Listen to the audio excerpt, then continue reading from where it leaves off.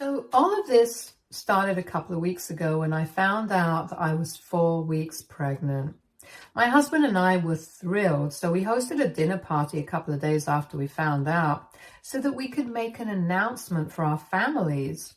But the problem started when people from his family started showing up every other day to visit us, and he would invite them to stay for dinner no matter what. We don't have a housekeeper or a cook. I have to do all the cooking, and that was a problem for me because I don't go on maternity leave until my third trimester, so I'm working right now. I can't come home from work every other day in the evening, entertain guests and cook, not just for myself, but for the people who my husband randomly decides to invite for dinner. It's just not feasible, and yet he continued to do it several times even after I told him that I was not on board with this kind of behavior. We have been together for 4 years and got married about 1.5 years ago, and he has always been very close with his family. That has never been a problem for me, but this is simply ridiculous. His parents, his uncle's family, and his sister's family live just a couple of blocks away from our house, so it's quite convenient for them to drop in whenever they please. Even before I got pregnant, they would visit us maybe 2 or 3 times a month, and I would have to cook for them back then as well, since that falls under my share of the chores. But then I did not have a problem with it because their visits were spaced out and not that frequent, so we had our space as well. However, after the pregnancy announcement, they started dropping in more frequently, and instead of spacing the visits out, I would have different members of the family visiting on different days of the week. Like my in-laws would visit us on one day, and then a couple of days later, his sister and her family would visit, and then his uncle, and sometimes even other relatives, which is obviously very tiring for me. So I ended up having to cook for several people more frequently than I was used to. And a couple of days ago, I just snapped. It was my sister-in-law's family who were visiting me. It was her husband, and their kids, and they were actually going to leave before dinner. But my husband started to insist that they stay. I was not there in the room at the time, but I could hear him insisting that they stay for dinner, and I started to feel really angry. So I thought that I would go to the living room and ask to speak to him in private so I could put an end to this. But when I went out, my husband made the mistake of telling me to serve them dinner at the earliest, and his sister actually started saying what she wanted for dinner.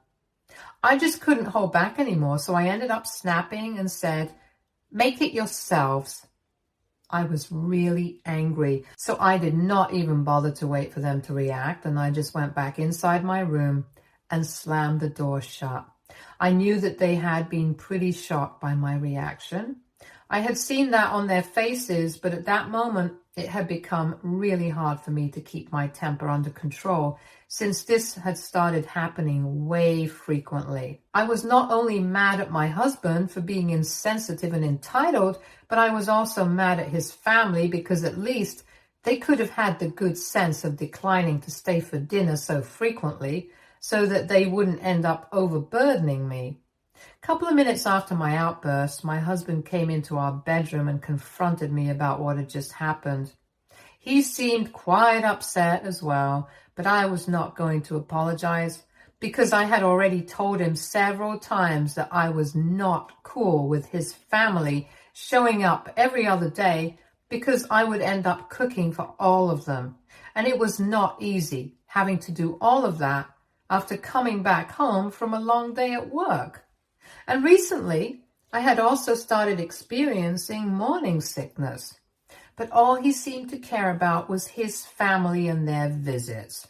I told him very firmly that if he had come to the room to argue with me instead of apologizing, then he could just give it a rest because I was really not interested. But he still went on to argue with me and told me that if I had a problem with him inviting his family for dinner every other day, I should have kept that between the two of us instead of insulting his family. But instead, I had not only insulted him, but also his sister and her family for no reason, and he told me that I needed to apologize to them. I honestly don't see why I would need to do that, because I had initially intended on keeping this between the two of us because it's a personal issue that doesn't really involve his family, but he was the one who kept pushing me by ignoring my concerns. It wasn't like I hadn't spoken to him about this before, but he hadn't paid attention to me, and neither did his family seem to care about me.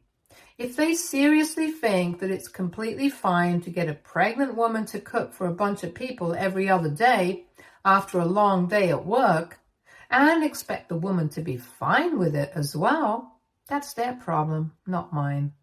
I had been pushed to the very edge by him and his family, and I was already feeling quite irritable. And in spite of being my husband, he was doing nothing to understand my situation and only cared about himself and his family and how they perceived us. But I don't think my husband understands any of that, because as soon as I told him that I was not going to apologize to anybody, he started losing it. He started yelling at me in the room and told me that I was being supremely disrespectful to his family and that it reflected poorly on me, but also on him. He told me that I had embarrassed him in front of his sister and his brother-in-law, and for that, I needed to apologize because he was sure that his parents were going to find out about this as well. I kept trying to argue with him and explain my side of things and whatever I said in the previous paragraph, but he was just not ready to hear me out. After a while, I got so frustrated and exhausted trying to explain to him why I was so upset that I just gave up. I simply stopped arguing with him and let him continue to talk while I started packing my stuff. When he realized that I had started packing, he told me I couldn't just run away from the situation and expect everything to be fine. But I didn't care. I just continued to pack, and he went away so that he could sit and sulk in the living room. Once I had packed a bag for myself, I decided to get a cab and came here to my parents' house. I left while he was sitting in the living room, and he saw me leave, but he did not say anything to try and stop me. A couple of days have passed since then, and he has made no attempt to contact me, but has spoken to my parents. And that's because when I showed up at my parents' place, they were very confused as to what was going on. And when I explained the situation to them, they told me that they knew that I was right about the way that I reacted, but we still had to deal with the situation, and not talking to each other was just not a solution. But I made it very clear to them that I was not going to reach out to him unless he apologized. So yesterday, my parents decided to call him up to talk some sense into him. But after the phone call, I found out that my parents had not been able to get him to see my side at all. Instead, he had told them that he was simply not even interested in hearing my side of the story, because regardless of what I was going through, the way I had behaved was not okay. He had literally said that there was simply no excuse, because apparently he thought that I had acted like a total brat by throwing a temper tantrum instead of keeping my emotions in check. So the problem right now is that he thinks I should have saved my outburst for later and not behaved that way in front of his family, even if I had a problem with what was going on. And even threw in some accusations of me trying to isolate him from his family because I don't like them. But I don't think that I did anything wrong, and even his accusations are totally bogus in my opinion. So, AITA for telling my husband to make dinner himself if he wanted to cater to his family. Update 1. Hey, first of all, thank you so much to everybody who commented on my post and had advice for me. Thank you for letting me know that I am NTA.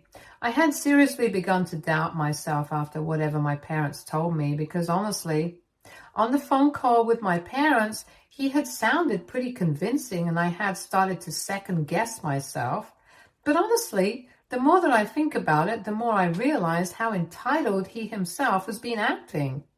Both of us have corporate jobs and come back home around the same time. We had started living together about 2 years before we got married and had always split the chores. It was all mutually decided, and we have always stuck with that system since then, so I really didn't have an issue with cooking. In fact, I really like cooking, and it's one of my favorite pastimes. Cooking for two is easy enough, but when he started getting me to cook for guests so frequently, that's what became annoying. Even before marriage, when his family, or sometimes even my family, would visit us, I wouldn't have an issue with cooking for all. What I really had a problem with was him treating me like his housemaid while I was pregnant and expecting me to bend over backwards for him and his family. If he has a problem with me standing up for myself and snapping on just one occasion after trying to deal with this as civilly as I possibly could, then I think the problem is actually him and not me. And a couple of people in the comments said that his family had no part to play in this. But honestly, I don't agree with that. They know I'm pregnant and they know I'm suffering from morning sickness. They know I'm working the same hours that he does, and yet they don't have the common sense to decline to have dinner at our house and make me cook for all of them. His mom has been pregnant, so has my sister, and they're all working women. I'm pretty sure that they are aware of the fact that this was not easy for me to cope with every other day. And since my husband was not making it easier for me, the least they could have done was at least try and look out for me, since they are so big on family values. On top of that, there were the accusations that he made about me trying to isolate him from his family. If I had never liked them right off the bat, I never would have been cooking for them before we got married or even afterwards. I never would have tolerated their presence in my house in the first place and would have started trying to isolate him from his family before I got pregnant. And wouldn't have waited until now, like that's just common sense. Anyway, it doesn't matter now because I have made up my mind that I am not going back to him unless he apologizes. And if he doesn't, then I guess I'll have to speak to a lawyer. Update 2. So it has been 1 week since the incident, and also since I left home, and my husband hasn't bothered to contact me yet. Neither have I spoken to him, so I'm guessing I might have to start looking for lawyers. And his parents have convinced me even more that I need to start seeking legal help, because I recently had a chat with them over the phone and it was not pleasant. They called me up last evening, and in the beginning they were trying to be quite supportive. They told me that they had heard about what had happened the other day, and they also knew that we had not been on speaking terms for almost a week. And my mother-in-law told me that she could understand what I was going through. She was trying to sound sincere, and I almost bought it until she said that even though she knew that I wasn't completely wrong, she did think that I overreacted a little bit, and her son was completely right in demanding that I apologize to his family for it.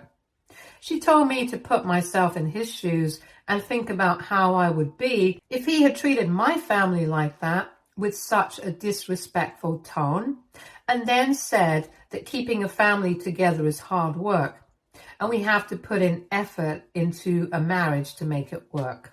So now her advice to me would be to swallow my pride, go back to him and try to make this work, because I can't just leave home because of such petty matters, especially when I'm pregnant. That was really annoying for me to hear, because I thought that everything that she said to me, she should have been saying to her son.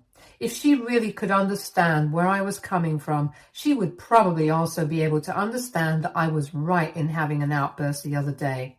And because marriage was hard work, would it be too unrealistic for me to expect my husband to put in that hard work?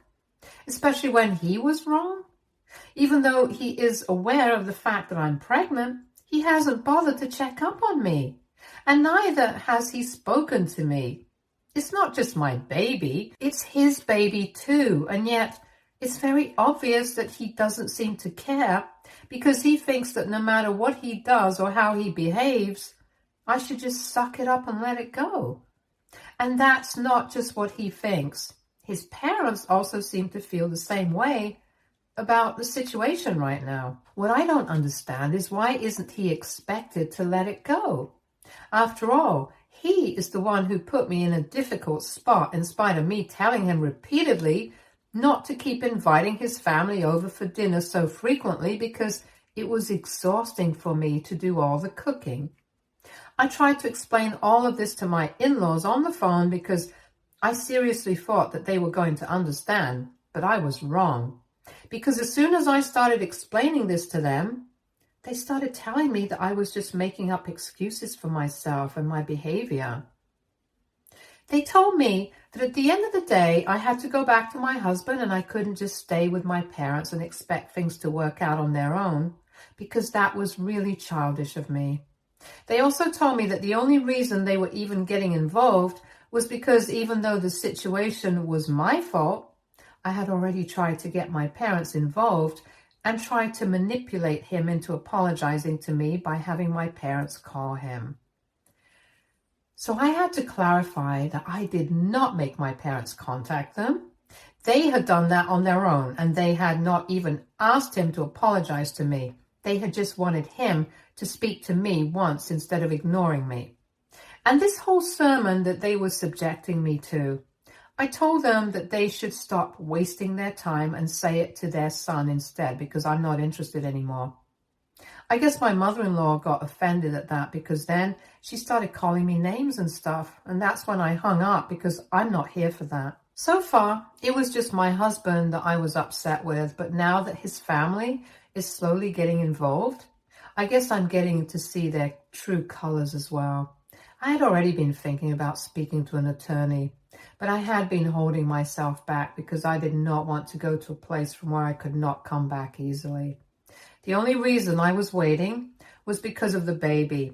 I did not want to ruin whatever I had so far because of one fight. But now I see that my husband is willing to do that, and so is his family. And if I'm being frank, at this point, I don't see the point of waiting anymore, because so far, if I had been staying because of the baby, now I'm going to leave because of the baby as well. I don't want to stay in a situation where I'm not respected and I'm not valued enough, which is exactly what's happening here. So thanks to his family, I think now I'm finally going to be filing for divorce. As for custody, I'm ready to settle for partial custody, and he can have as much time with his baby as he wants to. I'm not going to hold that against him, but on a personal level, we are done now. Update 3. So it's been 9 days since my last update, and after that phone call from my in-laws, I decided to start looking for divorce attorneys so I could file for divorce. Within a couple of days, I had started speaking to one guy that a friend of mine knows personally, and we filed for divorce a few days after that. And I guess yesterday my husband was finally served, so he finally bothered to call me up. I don't think he had seen this coming because he sounded pretty shocked on the phone and asked me if I really wanted to go through with this. I felt really bad saying it because I had really been in love with him for all these years, but now I don't think love is enough. There has to be a certain amount of respect in a relationship as well. And that was clearly not present here, because otherwise he wouldn't have treated me like this, and he definitely wouldn't have made those accusations against me. So I told him that I actually intended on going through with this, because after the conversation I had with his parents, I really couldn't pretend that everything was fine anymore. They had shown me their true colors, and the biggest reason why I was filing was not even them, it was his behavior. If he had bothered to reach out to me before being served just once, maybe I would have changed my mind. But the way he was treating me, like giving me the cold shoulder, was the biggest punishment of all. As if the silent treatment was going to teach me a lesson. It was just weird. I told him that I was really upset with the changes in his behavior that had come over ever since I got pregnant, and I was having a hard time reconciling this new personality of his with the guy I used to know. And besides, if he was not even going to talk to me, I did not see the point of staying together with him, and I had waited for long enough before making the move. In fact, even after I had filed for divorce, I was still waiting for him to contact me, but he did not do so. He only bothered to reach out once he realized that I was seriously going to leave. I couldn't help but start getting choked up while I was talking to him because I got really emotional since it hit me that I was speaking to him after a really long time and we were talking about breaking up. It was a huge deal, so I couldn't help it. Unfortunately, he didn't even say anything to try and fix things after I explained all these things to him. There was no apology. He just asked me if I was going to file for full custody as well. When I said no, he just disconnected the call without even saying bye. So that was that. And I guess this is the end because I don't see how we can ever bounce back from this because he's made it very clear that he's not going to apologize no matter what. And you know what? I respect that. At least we both know that it's over. Update 4. Hey, so he's not contesting the divorce and it's a relief, but it's also really sad for me. I had really never even thought this day would come, but here we are. We have already started the mediation sessions, but that's just for the custody arrangements, since we have always kept our assets and stuff, so that's not going to be a problem. We don't even have any extraordinary demands from each other for the divorce, so that's going to be an easy process. The two of us already have a verbal agreement. We're just going to need to sign off on the legal paperwork, and then we'll be done with it. But about the custody arrangement, that's going to be a bit tricky because we are getting divorced before the baby's even born, and we know that we can't afford to have our newborn travel back and forth every week just so we can have enough time with our child. Currently, given this scenario, we are considering the idea of allowing our baby to live with me full time, and my husband can come and go as he pleases. I am going to be staying with my parents, so he knows where I'm at, and this is what we're considering for the first couple of years until our baby needs me a little less. I mean, biologically, our baby is going to need me the most once he's born, so we're just keeping that in mind. It's going to be difficult having him over every other day after the baby's gone, and I'm pretty sure that his family is also going to visit, but that's how we're going to have to deal with it. We have managed to be civil with each other so far during the mediation. We're hoping that we can carry that forward even after the previous bond, because we really don't want any negativity at this point. Update 5. Hi, so quite a few months have passed since my last update, and I'm currently in my 3rd semester, which means that I've gone on maternity leave. A pretty long time has passed since I last spoke to my in-laws or anybody from my husband's family. In fact, the only person that I have mainly been in touch with outside of my own family and friends has been my husband, or my soon-to-be ex-husband to be more precise. I had completely forgotten that I had bad blood with my in-laws after the last conversation we had, so when they called me a couple of days back, I answered the phone quite cordially, and that seemed to surprise them. And a few seconds after I realized that I had had a fight with them the last time we spoke, I toned it down as well. But luckily, the way that I answered the phone had set the tone of the conversation already, and they were very polite with me throughout the phone call. They didn't exactly apologize, but they did say that they regretted the fact that things were turning out to be like this. They also brought up our last fight and said that they should have dealt with the situation better, which is not exactly an apology, but it's not an apology, so it's something at least. I told him that it was all in the past and tried to make it seem like it was not a big deal because honestly at this point, it really wasn't. I mean, my husband and I are literally getting divorced. I don't think compared to that, anything regarding them is going to be a big deal for me. They seemed thankful that I was downplaying it and told me that they would really be grateful to me if I allowed them to visit their grandkid after my baby was born, given the current circumstances. That was basically their way of saying that regardless of the fight that we had in the past, they still wanted to be an active part of their grandbaby's life, and I obviously said that they were welcome to visit. I don't really have to do any chores here at my parents' house. They have a housekeeper, and my mom does most of the cooking, so I don't have to work myself to the bone when we have guests like I had to when I was living with my husband. And that's a major part of the reason why I said that they were free to visit whenever they wanted to after my baby was born. I could have declined and been petty, but I chose not to because now I'm going to be a mother. I'm trying to be a better person as well. I really don't want to carry forward any negativity into motherhood, and that includes forgiving people, even ones who had gotten on my very last nerve previously. Update 6. Hi guys, so the divorce has been finalized. It happened a couple of weeks back, and a few days ago I gave birth to my son. A lot of people were there, like my family, my husband, his family. We had a bit of a moment when he first got to hold our son, and it was really emotional. Both of us were thrilled and still are. And for some reason, it feels like we are back to being the people that we were before everything went wrong. He's been staying with us here in my parents' house so he can spend as much time as he possibly can with the baby. We don't stay in the same room, though. He's been staying in the guest room. He had been here for a couple of days before the predicted due date because he did not want to miss even a second of the birth. I mean, it's really, really hard for me not to get sentimental about all of these things because the divorce is still fresh and I haven't exactly moved on from him yet.